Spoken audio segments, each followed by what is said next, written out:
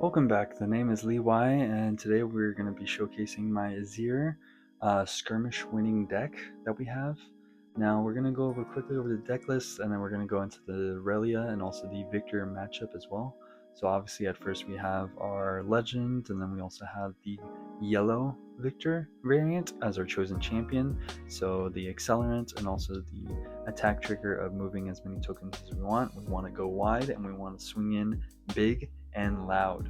Now for the starting equipment, we're going to start with 3 of the Doran shields.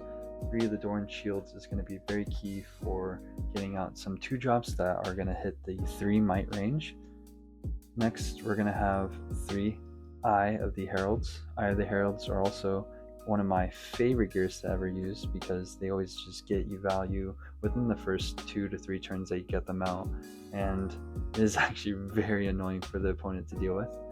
Now we have 2 Brutalizers, also a very favorite of mine, but can be very costly as sometimes you may need to attach 2 to just 1 token.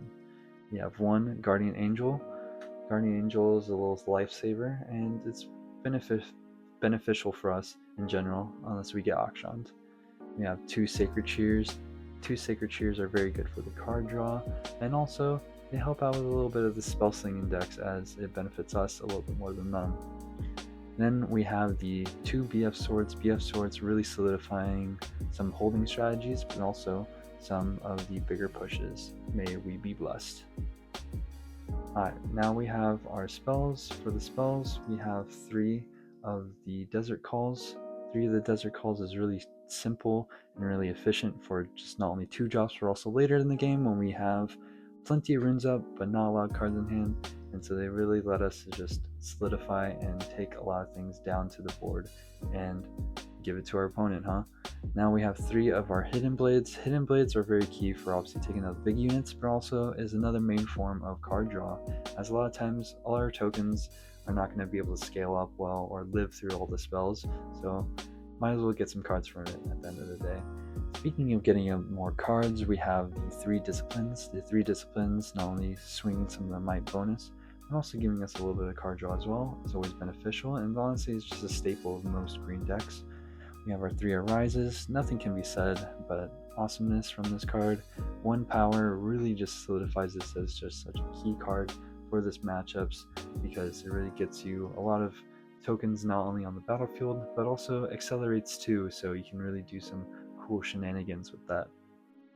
Now we have 3 Guards. 3 Guards is my favorite card in this deck actually, because I have so many times with opponents where they're like, hey, can I read that card? Am I reading that correctly? Yes, it is a 3/1 power for an accelerated 1 Sand Soldier that can be weapon mastered onto a BF sword, onto a brutalizer, and really makes things annoying for them because frankly they don't know if we're going to be playing it from hand or from hidden. Now frankly, for any order player out there, they know that Call of the Week is the fan favorite. It is the bread and butter for our matchups into these bigger swinging decks such as Aurelia, and frankly when you hit 2 in a row, there's nothing better. 3 Defies in order to just defy the defies, or just to get rid of the Bella's Breath, because we don't like getting cleared out and we want to be ahead on the chain, don't we? Now we have 2 of the Charms.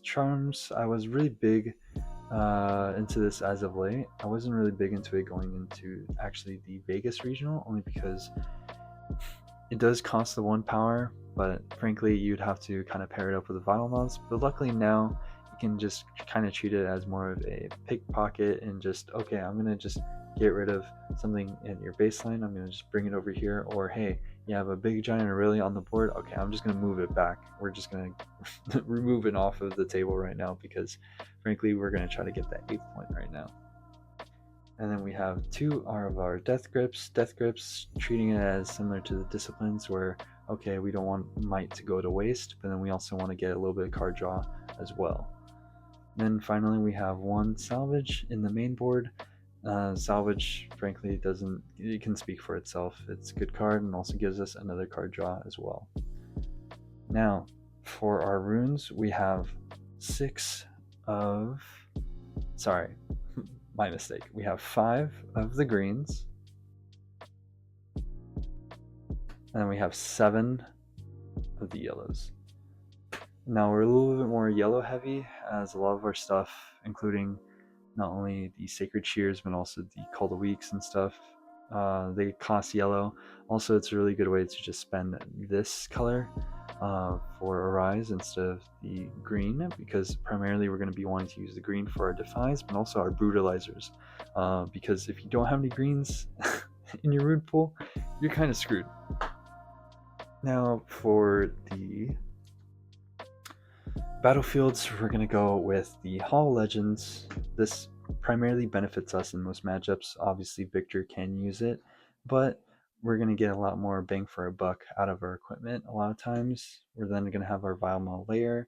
This is really good against Aurelia, as it gets rid of a lot of the hidden tricks that they have with Emperor's Divide, or even just playing out Flash, and also eliminates a lot of the things concerning with Stellacorn, and allows us to just clear the way when we sabotage their boots.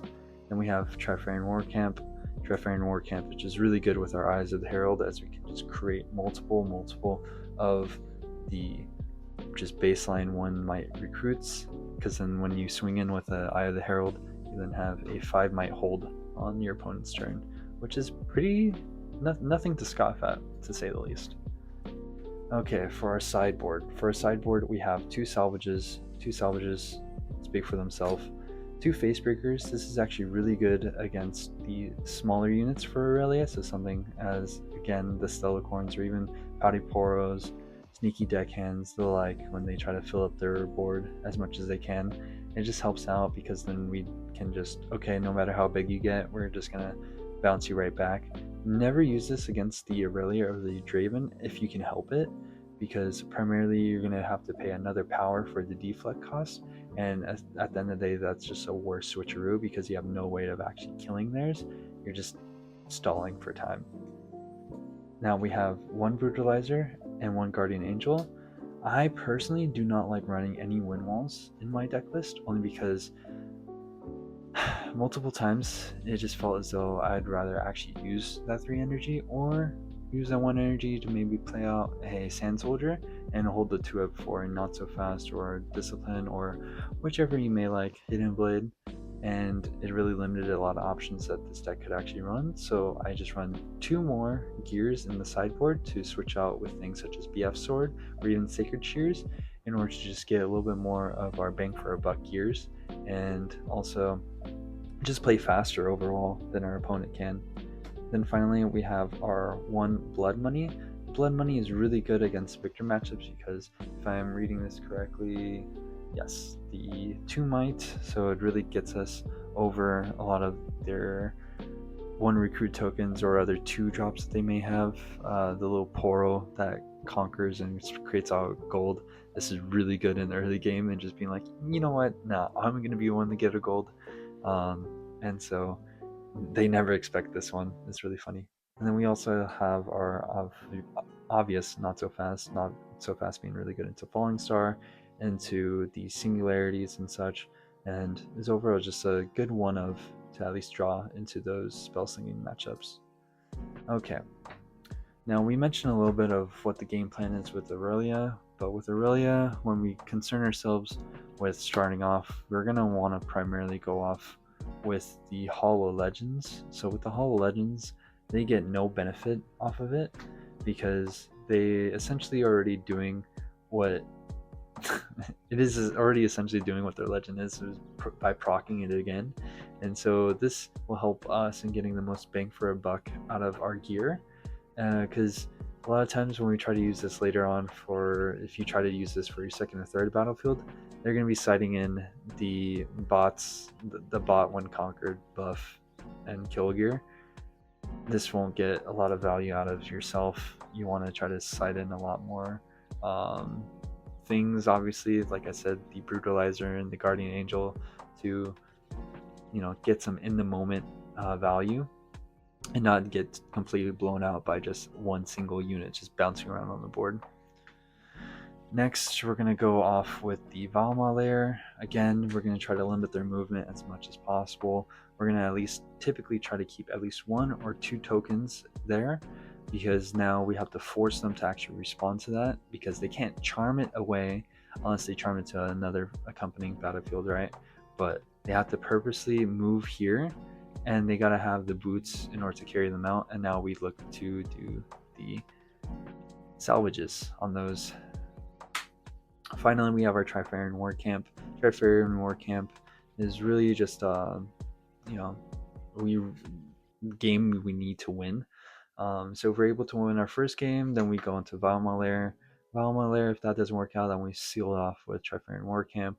However, if we lose first game, then yes, we're going to switch Valma and Trifarian. We're going to switch those two out, because Trifarian just allows us to get so much value out of our Eyes of the Heralds, and overall can allow us to use our champion to a greater effect and really just go for swings, and also pairs decently well into just, I guess you could just say, their bigger might lower end units such as Stellacorn that are looking to just bounce around, because now they're having to favor their primary battlefield instead of yours.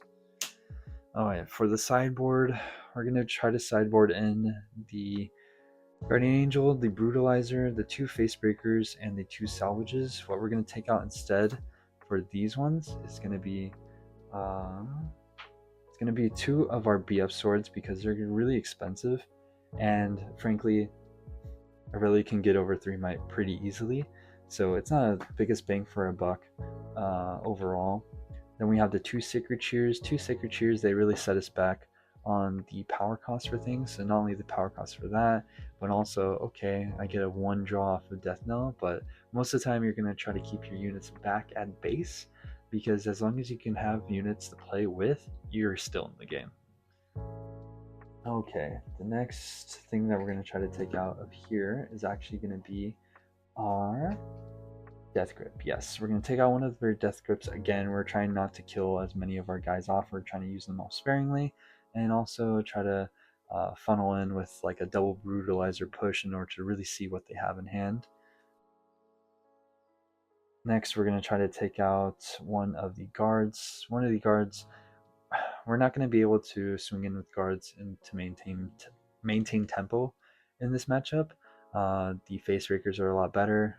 Again, we're going to try to use those on their lower end units, but it just doesn't provide as much bang for your buck. Sometimes you can surprise them with the Brutalizer guards combo, where it's like, okay, I'm going to play this for my hidden, and now that's a 5 might additional to this battlefield. But if anything, these are just good for late game when we all trade out and we have no units on board. Then it's like, okay, then we're going to just try to end the game off from here, from holding. Okay, now when we take a look at our Victor matchup, with the Victor matchup, we're actually, surprisingly, for the battlefields, we're going to actually go with the Vilema layer first. Now, the Vilema layer, you may think, okay, like, why the hell would you run this one first, and wouldn't we run the Trifarian War Camp? Well, you see, is sometimes they're gonna be the ones running the Trifarian War Camp, so hey, might as well take benefit of that. If they don't, they might just run the Void Gate, where it's a +1 damage for everything. Okay, whatever. We're just gonna play the Valma layer, so then that way we can just put 2 separate units at either battlefield. Maybe try to sneak in some hidden blades on either or, and get value when they have to actually remove it off the board. So Valma isn't a horrible thing to play into, because it's like, okay, we know that they're gonna blow up our shit, so you know what, we're just gonna keep most of our stuff back and just have them respond on our terms. Next, we're going to go with the, Trifarian War Camp. Trifarian War Camp just allows us to negate a lot of their spells, makes Bellows a lot more annoying for them if they try to clear off this board, but it also makes our Eyes of the Herald really useful, and frankly, unless they're running the pickpockets to get rid of them, the only other removal that they're going to have is Salvage, and salvaging an Eye of the Herald is no good for them. It's actually so much tempo loss for them. Now, finally, we're going to have the Hall of Legends. Hall of Legends, we want to make sure that we are the second person going into that. So then potentially we have the necessary equipment to proc not only our legend once, but then we can then go into this conquer it and proc it twice. It, it's tough only because potentially yes they can use it, but they only get a one recruit token, whereas we can potentially get a 2 might with a weapon master if we have additional equipment on board. But overall it's not as strong as the other two because they kind of limit the lines of play that we're trying to go for in them responding and then we reacting and pushing it even further and faster.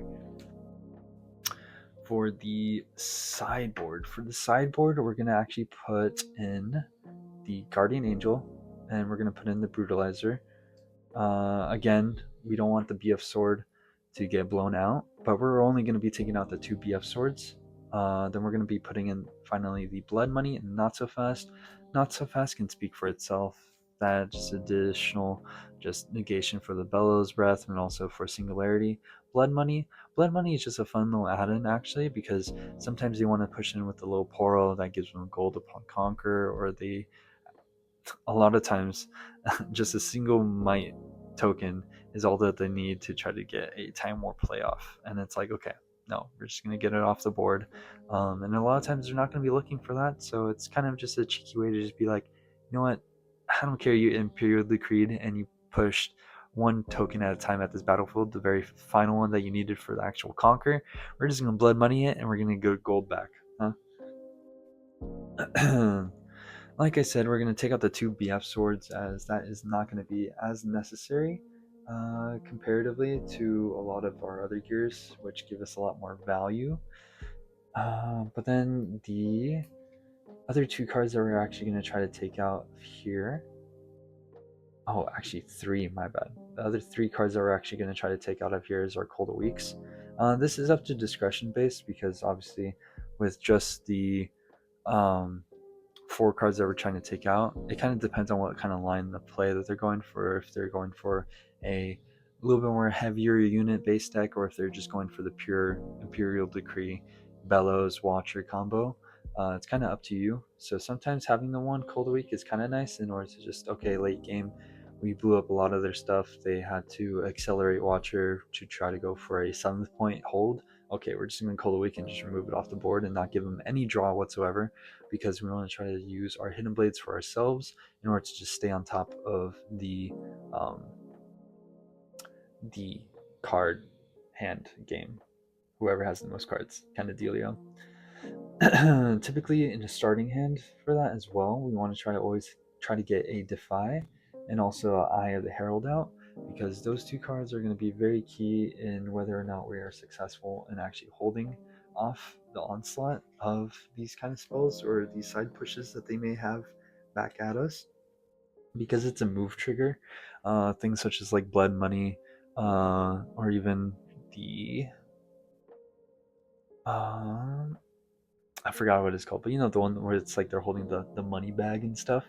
And it's really helpful because it's like, okay, well, I still have the one token out.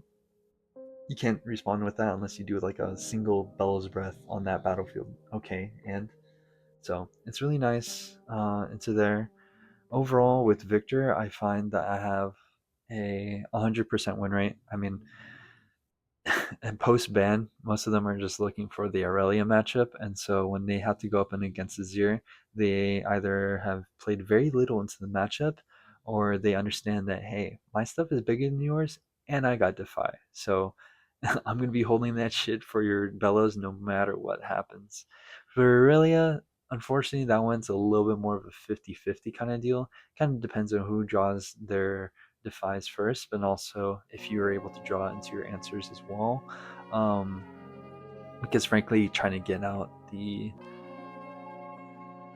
salvages in time, or even the calls, is very tedious because it's like, okay, I only got 3 of each, right? But I'm praying on like turn 3 I can get one of them out in order to answer. Then your just biggest threat is going to just be Stelcorn overall. Now, fundamentally speaking, when we're taking a look at other decks such as Master Yi or even Kaisa, we can kind of just take the same principles overall from Aurelia and from Victor and apply it to those two matchups as well. With Kaisa, it may seem daunting at first because you can have PTSD of Falling Star, Cathian Rain, but they're not going to be running Cathian Rain, Falling Star, and also the two-shotter one now. And it's like, okay, I'm just going to run my Disciplines, I'm going to run my Death Grips, I'm going to run my Defies, and also the one not so fast as well that also helps out. And it kind of just gets rid of a lot of their answering machines, and now we're just looking for the Watcher from base and the Kaisa, and we're just gonna look to just be like, okay, you know what, Hidden Blade, we're not gonna give you the value there. With Yi, it's a little bit more of a trouble issue when we have to swing in, because now they have to do punch first, which can set them back on runes, but it's not an easy battle because now, yeah, we're having to look for the punch first, and there's at least another spell that isn't defiable, and so we're just gonna have to let them like eat us out onto that end. Now some like special additions, I guess you could say, for the sideboard. If you notice that there's a lot of victors, you can side in another blood money for out of one of the face breakers. That's always a fine thing. I mean, face breaker isn't going to make or break an Aurelia matchup, but if you just notice that, hey, I know that these guys are running Victor predominantly, okay, I'm just gonna make sure to put that in before the Nexus night or whatever, in order to just have a higher chance of actually winning it out. Yeah, so that is my deck list for Azir.